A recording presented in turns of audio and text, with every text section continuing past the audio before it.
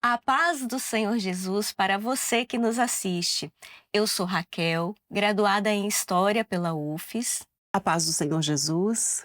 Meu nome é Cláudia, também sou graduada em História, atuo como professora de História para Educação Básica. É com grande alegria que iniciamos esse projeto de uma sequência de vídeos acerca da história da humanidade, em paralelo com os principais eventos descritos na Bíblia. Desenvolveremos aqui uma abordagem a partir de uma visão de mundo cristã, em consonância com a nossa confissão de fé. Cremos que Deus é o Senhor do tempo e por Ele e para Ele todas as coisas foram criadas. Então, se você busca aprofundar os seus conhecimentos acerca da história, ou mesmo você que pretende prestar algum exame, fique aqui conosco, temos certeza de que você irá gostar deste conteúdo, que foi desenvolvido com muito carinho para você.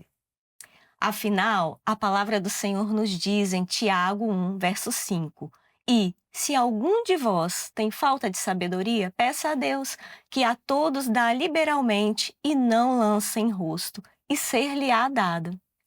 Agora, você já se perguntou: o que é história? Bem, história é uma ciência e, como tal, possui objeto de estudo, método e técnica. É a ciência que estuda o homem no tempo. Nesse sentido, o objeto do estudo do historiador, é o ser humano e os registros deixados por ele ao longo do tempo. E qual é o trabalho do historiador? Seu trabalho é parecido com o ofício de um investigador. Ele analisa as pistas, os vestígios deixados por grupos humanos ao longo do tempo, que são chamadas de fontes históricas. As fontes, elas são vestígios analisados por esses historiadores e elas são como uma fonte de água. Uma fonte histórica, ela também pode saciar a sede de conhecimento de estudiosos. Inicialmente, apenas os vestígios escritos, eles eram considerados. Mas sendo assim, os povos ágrafos estariam excluídos da pesquisa histórica, e isso foi questionado. Com o tempo, outras fontes foram incorporadas ao trabalho dos historiadores. Portanto, as fontes são divididas em dois conjuntos, as primárias e as secundárias, ou seja, diretas ou indiretas. Elas se dispõem numa ampla variedade de categorias: escritas, materiais, iconográficas, cartográficas e registros orais, que são as entrevistas, os depoimentos, as histórias transmitidas ao longo de gerações. A partir de fontes históricas, temos as interpretações e representações do passado. A história recebe a contribuição de outras ciências para a análise dessas fontes históricas, como a arqueologia, a paleontologia, entre outras. Mas, Cláudia, para que serve a história? Bom, ela objetiva, assim como as outras ciências, tornar a vida das pessoas melhor, trazer reflexões acerca do tempo e da condição humana, mas também diverte, como disse bem em seus escritos o historiador Mark Bloch. Serve ao entretenimento, curiosidade. É importante para compreendermos também que os fatos do passado têm impacto significativo nas formações das sociedades atuais, no seu modo de vida, no seu tempo presente. Logo, somos sujeitos da história. Agora que já sabemos um pouco sobre os conceitos da história, vamos refletir. De onde viemos? São muitas as teorias acerca da origem do homem. Trabalharemos aqui as principais. A primeira delas, o criacionismo, com base na Bíblia, nos textos de Gênesis capítulos 1 e 2. Nesses capítulos temos o relato da criação em 6 dias. No primeiro dia, e disse Deus: haja luz, e houve luz. No segundo dia, Deus disse: haja expansão no meio das águas, e haja separação entre águas e águas. No terceiro dia, Deus fez surgir a porção seca, e a chamou terra. e ao ajuntamento das águas chamou mares. No quarto dia, Deus cria os luminares na expansão dos céus, para haver separação entre o dia e a noite. No quinto dia, Deus cria as aves para voarem sobre a expansão dos céus e os peixes para povoarem os mares. No sexto dia, Deus cria os animais terrestres, gados, répteis, animais selvagens, conforme a sua espécie. E por último, Deus cria o homem e a mulher, a sua imagem e semelhança. No capítulo 1, verso 26 e seguintes, nós temos: Então disse Deus: façamos o homem à nossa imagem, conforme a nossa semelhança, e domine sobre os peixes do mar, e sobre as aves dos céus, e sobre o gado, e sobre toda a terra, e sobre todo réptil que se move sobre a terra. E criou Deus o homem, à sua imagem, a imagem de Deus o criou, macho e fêmea os criou. E Deus os abençoou e lhes disse: frutificai e multiplicai-vos e enchei a terra, e sujeitai-a, e dominai sobre os peixes do mar, e sobre as aves dos céus, e sobre todo o animal que se move sobre a terra. Outras teorias são apresentadas pelos cientistas para explicar a origem da humanidade, como a teoria da evolução, desenvolvida principalmente por Charles Darwin, segundo a qual o ser humano teria surgido a partir de um ancestral comum, primata.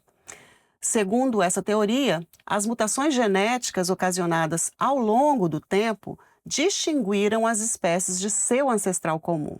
Recentemente, a teoria foi revista em função das atuais pesquisas na área da genética e adaptada para incluir a ideia de que a distinção gradual entre as várias espécies ocorreu pelos mecanismos aleatórios de mutação, além das pressões do ambiente por sobrevivência, chamadas de seleção natural.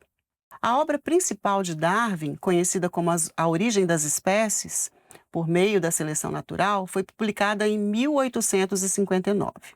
Mais tarde, foi renomeada com seu título mais conhecido, A Origem das Espécies. O livro foi sucesso de vendas, entretanto, a teoria não foi bem aceita, principalmente pelos religiosos. Atualmente, alguns cientistas, tanto religiosos como não religiosos, admitem existir evidências de um projeto da natureza, chamado por eles de design inteligente. Haja vista a complexidade e perfeição de todo o funcionamento do universo e do corpo humano. Por meio dessa perspectiva, o universo teria sido criado pronto, tal qual está posto por uma força superior. Para nós cristãos, Deus é o Criador de todas as coisas. Como está colocado em Jó 38,4. Onde estavas tu quando eu fundava a terra? Faze-mo saber se tens inteligência. Para os cristãos, o documento mais importante sobre a origem do homem é a palavra de Deus, a Bíblia, que é a nossa regra de fé. Mas afinal, a criação descrita na Bíblia é uma verdade bíblica ou seria um plágio? Pela fé, nós cremos que a Bíblia traz todas as informações de como o mundo foi criado. Está em Gênesis 2, 4 e 8.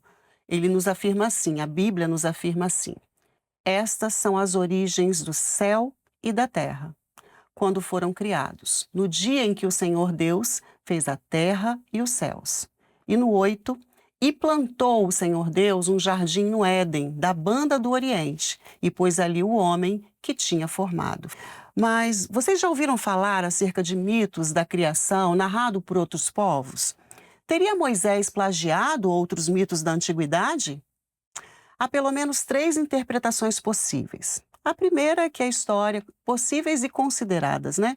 A primeira é que a história da criação seria um mito, uma história inventada. A segunda é de que seria uma história real, tal qual acontecera. E a terceira é de que a narrativa de Gênesis é uma reprodução de mitos dos povos antigos da Suméria, que séculos depois teriam sido incorporados ao texto bíblico. Ocorre que seria de se esperar que, tendo a humanidade um ancestral comum, fruto da criação de Deus, essa referência estivesse presente em diversos povos que se espalharam pelo planeta Terra após o dilúvio. Acerca do dilúvio, eu quero deixar aqui para você que abordaremos mais à frente essa questão do dilúvio e dessa narrativa também. Sobre esse assunto, um arqueólogo respeitado no meio acadêmico sugere que as semelhanças entre as narrativas de Gênesis e as histórias elaboradas pelos povos sumerianos podem ser explicadas pela proximidade de um ancestral comum, uma origem ancestral comum, e não necessariamente de uma influência de uma cultura sobre a outra. Então, Raquel, várias civilizações deixaram por escrito essas narrativas com respeito à criação do mundo, tá? O mais conhecido desses mitos extrabíblicos, né, a respeito da criação, é uma adaptação babilônica da história suméria chamada de Enuma Elish. Só que interessante, quando a gente analisa essa narrativa, é que a formação dos seres humanos é para que eles fizessem todo o trabalho que os deuses menores faziam, ou seja, era para aliviar a carga dos deuses, né? E aí a gente observa o seguinte: é claro que a gente sabe que na antiguidade o único povo que desenvolveu o monoteísmo é o povo de Israel, né? O povo de quem toda essa narrativa que nós conhecemos e confessamos veio. E aí esses povos em redor eram povos politeístas. Bem, olha a diferença.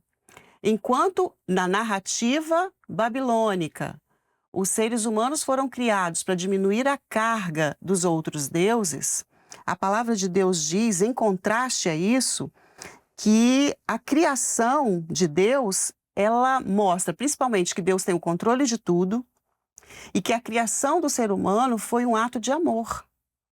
Um ato de alguém que deixou os seres humanos iniciais dominando sobre toda a criação.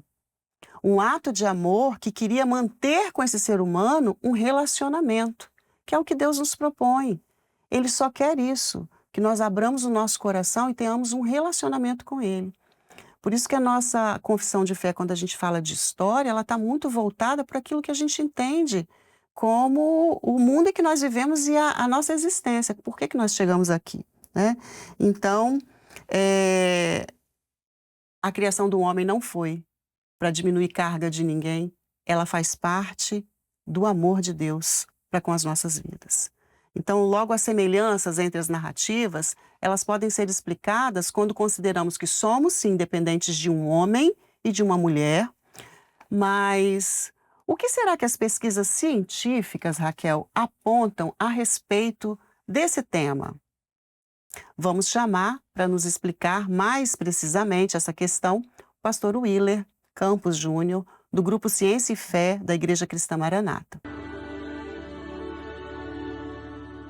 Existe um trabalho que foi realizado pela doutora Rebecca Lican, no ano de 1987, do Departamento de Biologia da Universidade da Califórnia, em Berkeley, e esse estudo possui o objetivo de descobrir a origem humana por meio de uma molécula chamada DNA mitocondrial.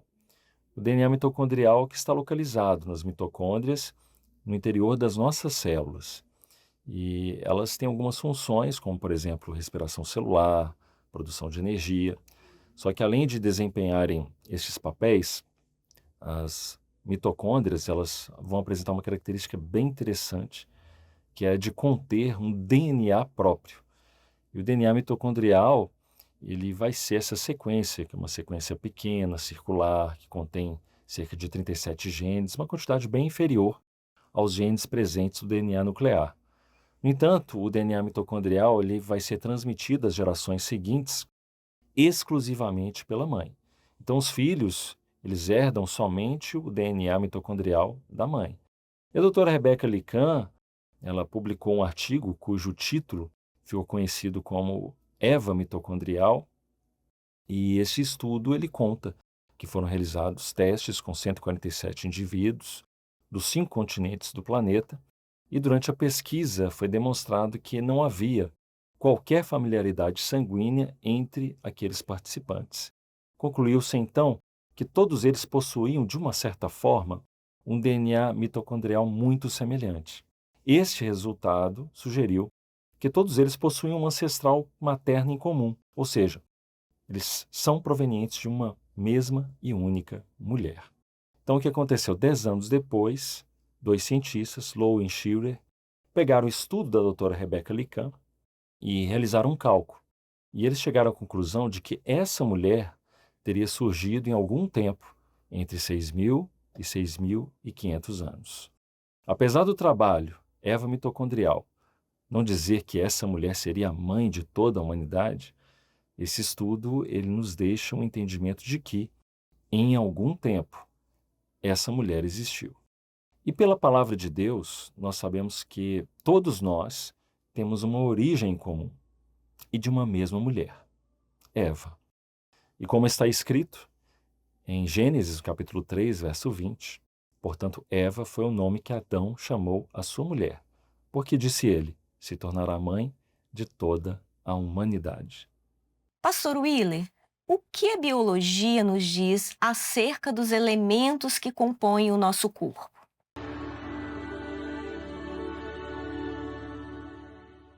Com relação à origem do homem, a palavra do Senhor vai falar no livro de Gênesis que Deus formou o homem do pó da terra. Essa expressão pó da terra, no original em hebraico, apar min hadamah, se refere ao elemento utilizado por Deus na criação do homem. Agora, a origem etimológica da palavra apar, somente a palavra apar, que é o pó, no contexto da língua hebraica, ela está relacionada a algo como uma menor partícula possível. Então, diante do significado dessa descrição bíblica, nós poderíamos relacionar a menor partícula possível com aquelas que são muito pesquisadas no campo científico, os átomos dos elementos químicos. Então, um estudioso chamado Griffin Kay, no ano de 2007, ele publicou um estudo comparando as propriedades químicas do solo com as do corpo humano. E como resultado de sua pesquisa, ele identificou diversos elementos químicos presentes no barro e que também fazem parte, em quantidade variável, da composição do organismo humano. Esse mesmo cientista, ele mostrou que o corpo humano e o barro compartilham os mesmos elementos químicos fundamentais para a vida. Por exemplo, o oxigênio, o carbono, o hidrogênio, o nitrogênio, cálcio, fósforo, o enxofre, e sendo o barro como um reservatório desses elementos e um possível catalisador na origem da vida. Para ele, tanto o barro quanto o organismo humano possuem uma abundância desses, digamos, blocos que seriam construtores da vida. Portanto, nós podemos encontrar alguns trabalhos na ciência que amparam essa correlação do corpo humano com o pó da terra e que está descrito lá no livro de Gênesis. O que o universo nos diz sobre a criação de Deus? Será que os estudiosos do cosmos têm encontrado evidências de Deus no universo? Vamos chamar para falar um pouco sobre isso o pastor Tiago Costa Ferreira, professor com ampla formação na área, também integrante do grupo Ciência e Fé da Igreja Cristã Maranata. Irmãos, a paz do Senhor, para mim é um prazer estar aqui com os irmãos nesse programa que fala sobre a história da humanidade. E eu vou falar sobre um dos inventos da engenharia moderna, principalmente da engenharia espacial, e que é o James Webb. O James Webb ele é um telescópio que ele foi desenvolvido para que ele pudesse alcançar o mais profundo do universo, para nós conseguirmos alcançar e visualizar o mais longe possível. Ele foi lançado e colocado em órbita em 25 de dezembro de 2021, e a função dele era conseguir enxergar o início do universo, como as coisas eram durante o início ali do universo, conforme a nossa teoria entende, que é a teoria do Big Bang.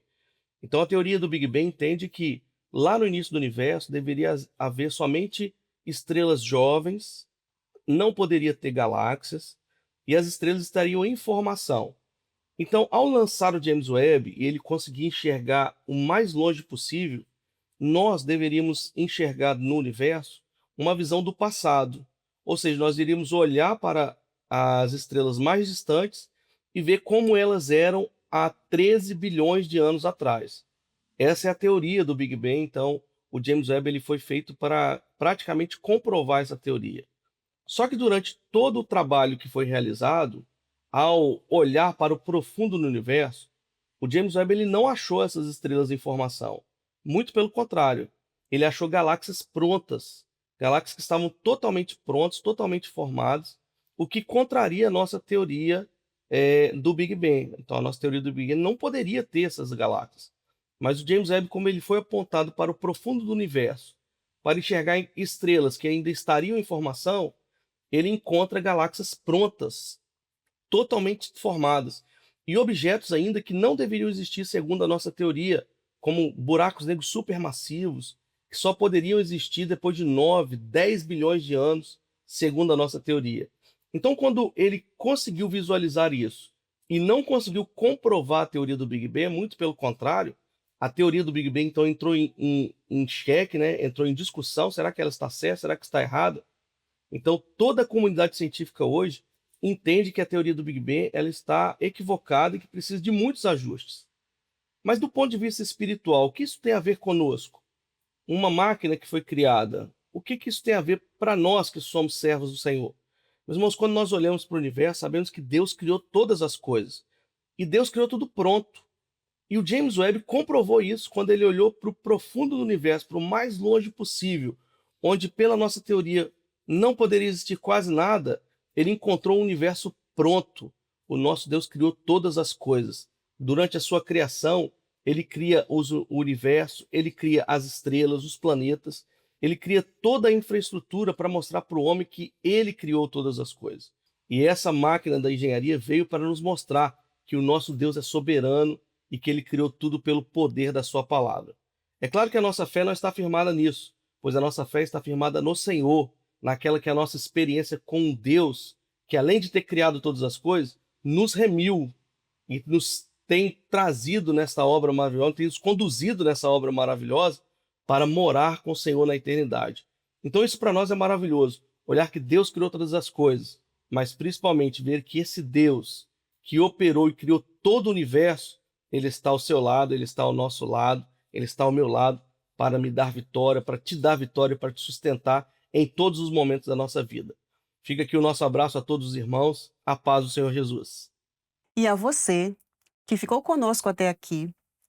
Não estamos aqui tentando apresentar elementos para comprovar a nossa fé. Afinal, se tudo o que cremos pudesse ser confirmado pela ciência, não precisaríamos ter fé. Seria uma crença racional.